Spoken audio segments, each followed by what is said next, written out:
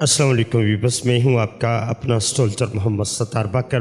करेंगे बुरशुमल एरियस के बारे में 26 मई से लेके 1 जून 2025 का ये हफ्ता आपके लिए कैसा रहेगा। खास बात यह है कि 29 मई को राहु और केतु अपनी जगह तब्दील कर रहे हैं।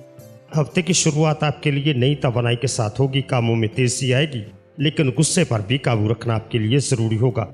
खासतौर पर 27 और 28 मई को कोई जज्बाती फैसला न करें। 29 मई को बड़ी फल की तब्दीली है।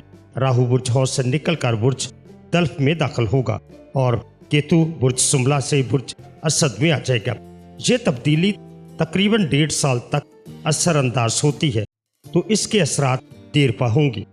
राहु का बुर्ज तल्फ में दाखिल होना बुर्जुमल वालों के लिए ये वक्त दोस्तों, सोशल सर्कल, ऑनलाइन काम एक्टिवेटर में इजाफा लाएगा।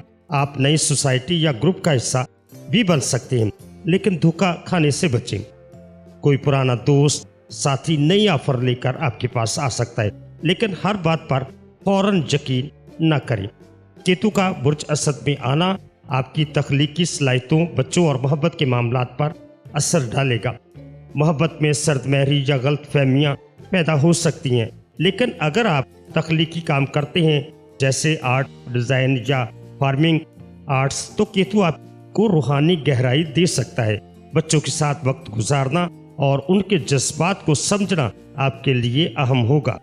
अगर प्रोफेशनल ज़िंदगी की बात करें तो काम के हवाले से ये हफ्ता बेहतर है, ख़ासतौर पर अगर फ्रीलांसर्स या ऑनलाइन काम करते हैं। राहु का असर आपको टेक्नोलॉजी से फ़ायदा दिला सकता है। नए गाहक, नए मुआहदे की उम्मीद की जा सकती है। मोहब्बत और रिश्तेदारी की बात करें तो मोहब्बत में कुछ पेचीदगियाँ पैदा हो सकती हैं, ख़ासतौर पर अगर आप एक नए रिश्ते में हैं।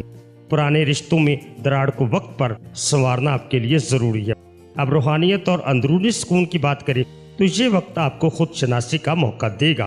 केतु के असर से अंदरूनी खामोशी और रूहानियत की तरफ रगबत आपकी बढ़ेगी।